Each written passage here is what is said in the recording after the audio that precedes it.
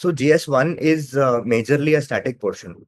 So because I have written multiple mains, revising that book again and again was not giving me any greater value addition. So I decided that I'll read my basic content, my books, whatever notes that I have made. I'll also be uploading my notes on the Telegram channel. But the notes, rather than reading my notes, what helped me more was practicing and brainstorming questions from different test series.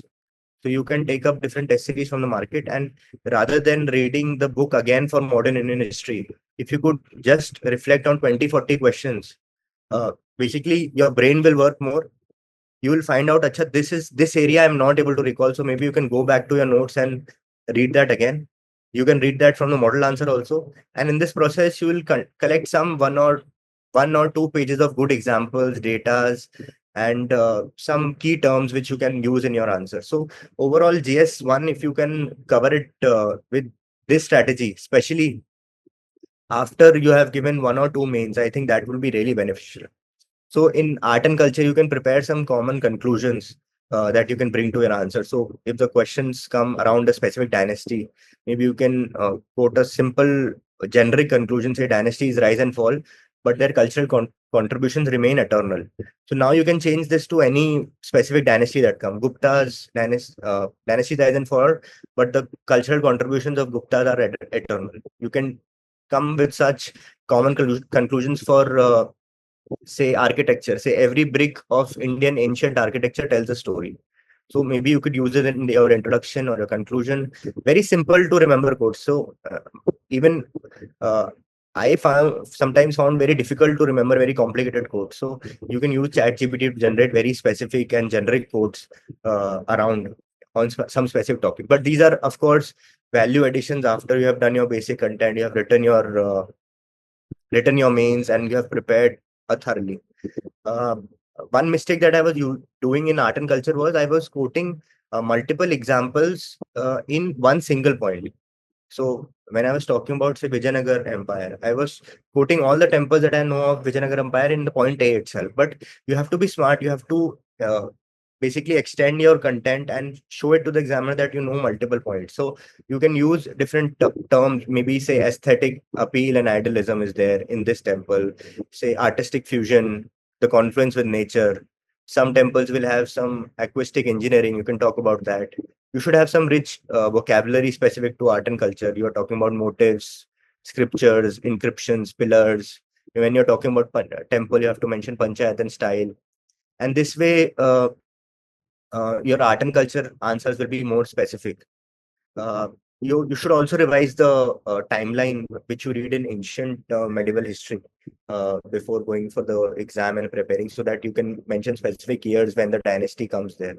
In at the time of prelims, we usually remember it, but once we start entering into the mains mode and after the end of 80-90 days, it gets difficult to mention specific years unless you have revised it thoroughly.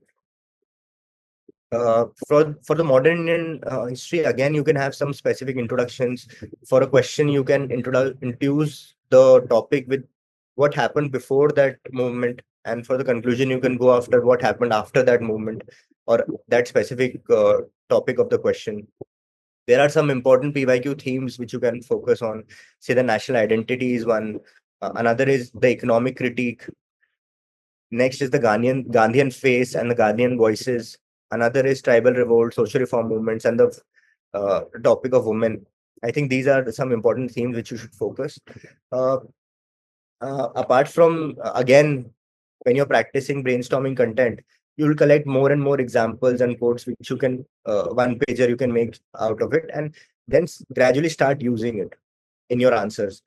So I think in MIH, specificity matters. So when you're quoting years, you're quoting personalities, you're quoting example of specific things like books or the terms which were used in that period. You're quoting, say, INC sessions.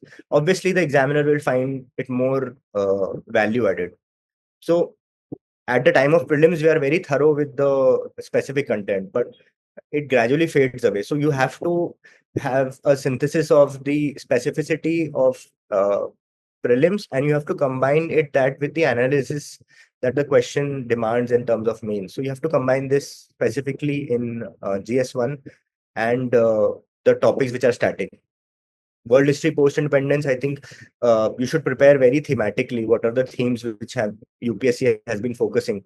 You should prepare that, and if you have time you can go a little deeper into that to reduce your damage. For geography, I think geography is one of the core areas in GS1. You get 100 marks of content there. So again, because we read a lot of geography in GS1, we usually get bored out of reading books. So you should pick up test papers, you should brainstorm more. That way you'll develop dimensions, that way you'll develop frameworks. For example, when you'll be writing, say, a question on, say, human geography, or writing a question on human geography, there are certain dimensions that are automatically coming to you. But when you'll read the model answer, you'll find that acha, disaster management wala angle I am forgetting usually. I'm usually ignoring the transportation. I'm usually ignoring the health of the people when I'm talking about human geography. So that way, your brain will work more in the next time you'll write an answer on human geography. And the key to score marks in geography is you bring examples, you bring cyclic diagrams. For example, if albedo effect is going up and down, this is the effect on the snow level, this is the effect on the flora and fauna, and this will become a whole circle. So some cyclic diagrams you can bring. You can bring very, very simple maps. So sometimes you don't have to be very specific in your content. For example, in this attempt, the question came on twisters. So twisters I was not really knowing, but in that only they mentioned why the twisters are very prominent in the area of Gulf of Mexico. So now, anyways, I don't have a much of content on that question. It was the last question that I was attempting. So I had the opportunity to maybe draw the Gulf of Mexico, show some cyclonic activities or tornadoes that were entering there. So this was a very simple diagram to just one point depict what the question itself was saying, and second to also fill up the page. Sometimes at the last question you have to use these strategies also. Uh, in this also you can break down your frameworks into terms of, say, lithosphere, hydrosphere, atmosphere, cryosphere, fauna angle, some miscellaneous points.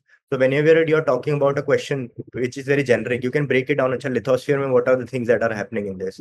Atmosphere mein, hydrosphere mein. Within lithosphere, you can again collect some pointers. Say in lithosphere, you can talk about land degradation, you can talk about groundwater, you can talk about soil, biochemical composition. So when you have such frameworks in your mind, writing points and generating points will be faster. Another important aspect in GS1 is you have to revise your disaster management and environment short notes or some fact sheets also before GS1, because sometimes disaster management questions are being asked here in GS1 rather than GS3, and also environment. Sometimes a question which is heavily inclined towards environment is asked in GS1. So make sure to revise at least your fact sheets on the day of GS1 paper. The next topic that comes in paper one is society. So society also comes of around, I think, 75 marks. The most content is coming from geography, 100 marks, then society, 75 marks. So in society, what you'll notice is sometimes, no, the questions are very applicative, which are coming there. So at that point only, you have to use your syllabus, you have to use your frameworks to generate point over there. So for that, say, if the question comes, how social media is changing the Indian society, this is a very generic question. Okay. And if we try to write some points on it, maybe we'll either start repeating our points on a similar dimension. So when you look at society, there are different institutions that the society holds. So for this, I made a short form, which is MMRKFC. So stood for marriage. Again, stood for mass media, which included films or books. R stood for religion. K stood for knowledge system, our education system, value system. F stood for family. C stood for caste. Okay. So this MMRKFC question used to help me to generate dimension when I'm writing such a generic question. So right now also, if you can say how social media is changing the institution of marriage, which is a part of society, how social media is changing mass media, how social media is changing our religion, how social media is changing our knowledge system. We are learning from YouTube. How social media is changing our value system, how social media is changing our family caste. So if I generate six points on each side, positive and negative, I'm done with my 10 marker or 15 marker whatsoever. So these set of sometimes, so these are not somebody really taught me, but when I was reading model answers, I was reading, Achha, I'm not talking about caste, I'm not talking about family. So this way you will develop such frameworks. Also, in society, there are some forces of change that brings a change in the society. So these are, say, generally urbanization, globalization. A legislation will bring a change. Industrialization will bring a change. Again, media or education will bring a change. So when you are reflecting why, say, a family institution is changing, you can say urbanization is changing family because the level of expenditure to live for a joint family together is increasing. So they are turning into nuclear families. So urbanization. Say legislation are also changing the institution of families. How? Maybe different uh, special marriage acts have been coming, which are recognizing different types of marriages. Then we can talk about, say, education system is changing the institution of family. If people are getting educated, it is acting differently. So when you have such little frameworks, you can answer it very well.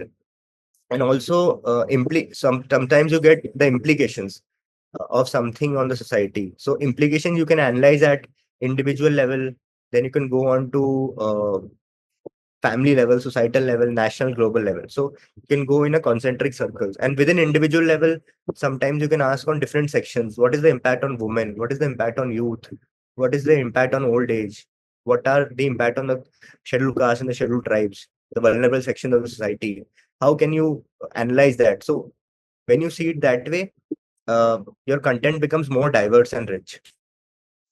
Uh, this was specifically with respect to GS1.